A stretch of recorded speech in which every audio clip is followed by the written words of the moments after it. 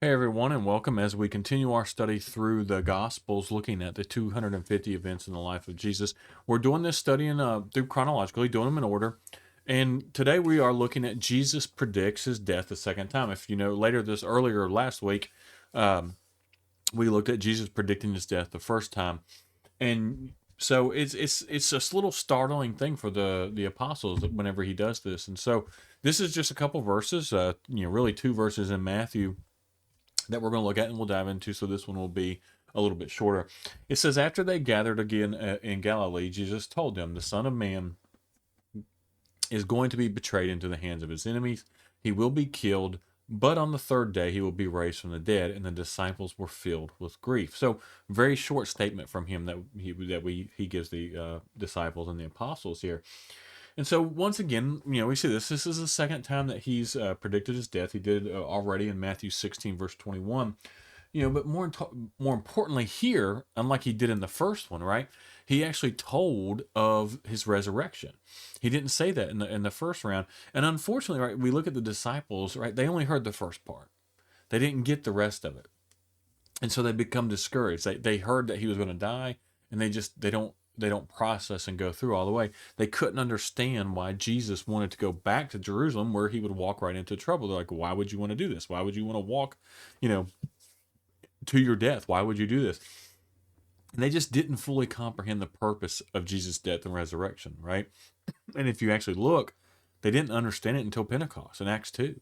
Even after his death and resurrection, they didn't have a full grasp on what the purpose was for this. And so they didn't know that Jesus' death and resurrection would actually make the kingdom possible. They didn't understand how Jesus was going to establish his kingdom.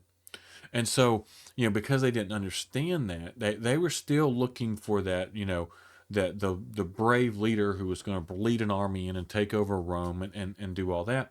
They didn't, and they couldn't see how it was possible for him to his death, right? Even at his death and resurrection, for that to spur on the kingdom. They just did not understand that. And so I think the good point here and the good thing for us to understand here is we shouldn't get upset at ourselves for not being able to understand everything about Jesus, right? And I'll give you two sides to this. One, we're not going to understand everything about Jesus. We're not going to understand everything about God. If we did, then he wouldn't be God. And I think we need to process that for a minute, because if we could understand everything about God, then he wouldn't be God. He wouldn't be an almighty being. He wouldn't be an eternal being that if we could understand him. And so I think we need to give ourselves a break, like, cut ourselves a little bit of slack when we're reading through the Bible. It's like, I just don't understand this. I don't understand this. There's a lot that we don't understand, right? And we need to confess that more. And that's the flip side of this is, be careful with trying to appear that you understand it all or have all the answers, because we don't. No Christian, and that's why there's a lot of different viewpoints around many different things, because we don't understand it all. Instead of adapting to that and saying, hey, you know what, I don't understand this, and this is something we'll never understand, probably, right, until we get to heaven. Instead of confessing that, we try to I think we're afraid to not, to appear like we don't know something, because we think, well, if someone thinks I don't know something about Christianity or about Jesus or about God, then they're going to doubt God, or they're going to doubt me, or they're going to, it's like, that's okay.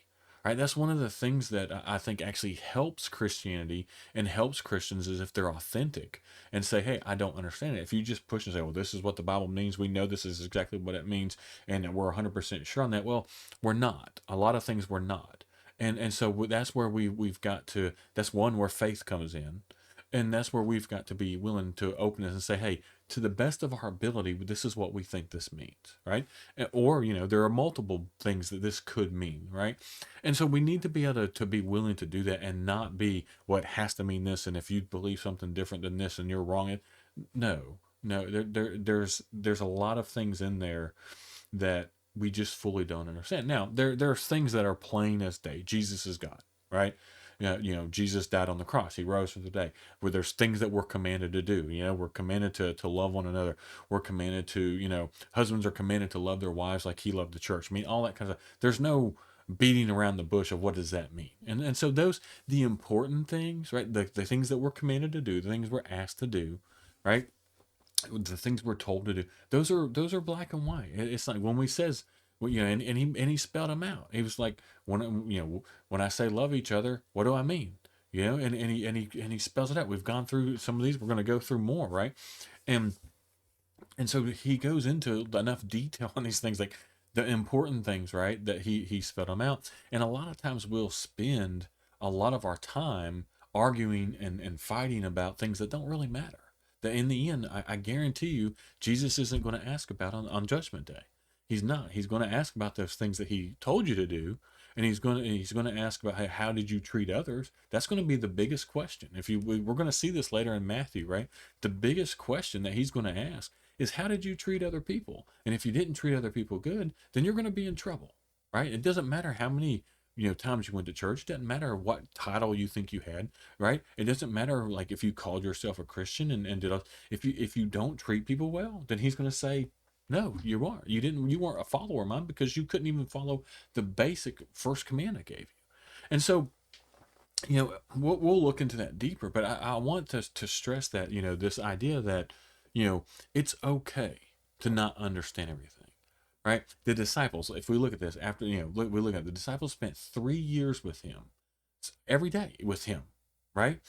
Traveled with him, they slept in the same areas. They spent 3 days or 3 years traveling with him, saw his miracles, saw him raise people from the dead. They heard his words, right? And they heard a lot more than what's recorded in the Bible. John says at the end of it, if everything that he had done and said had been recorded, all the books in the world couldn't contain it. And so they had all that, and they still had difficulty understanding everything. What makes us think that we're going to do any better? And so we need to acknowledge that. We need to make sure we acknowledge that. And I think that helps us. It's like, okay, we don't have to have all the answers. We don't have to understand it all. We have to have faith. And that faith is what's going to lead us through. And it's okay if you don't understand anything. And so that's the last point I have in this is, despite their questions and despite their doubts, they believed, right? They still believe. And we see what their belief brought to, what we see with Christianity today. And so we just need to understand and be understanding of the fact that we're not going to know it all, but we still have faith in Jesus. We still have faith in him. We still have faith in his death and his resurrection. And because of that, then we have the option for, the ability and the option for eternal life that he grants us, right? Well, he saves us. And so we can do that. And so we should do no less. And we need to be careful with this. And again, it's we don't see any of Christ's frustration in this one like we did yesterday, but he's explaining it to them what he's doing, and they hear that first, and sometimes someone says something to you and it's negative, but there's like a positive after that, and you it's like you forget, you just focus on the negative, you don't hear the positive thing that's going to happen. That's kind of what happened here. So we just need to have faith in Jesus. Like he says the things, he tells us to do the things, we need to do them.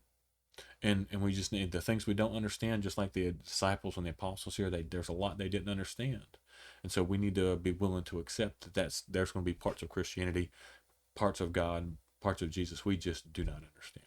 As always, I appreciate everyone for watching. I appreciate you taking the time to follow these and watch them through. If they've been helpful, please share them with someone else. Help them out. If you haven't subscribed to our channel, please go ahead and do that, because we're going to continue to publish these out daily. Later on, I think we're going to get into more deeper studies, and so they'll probably be spread out a little bit. But as we continue through the life of Jesus, these will be daily videos. As always, I appreciate everyone for watching.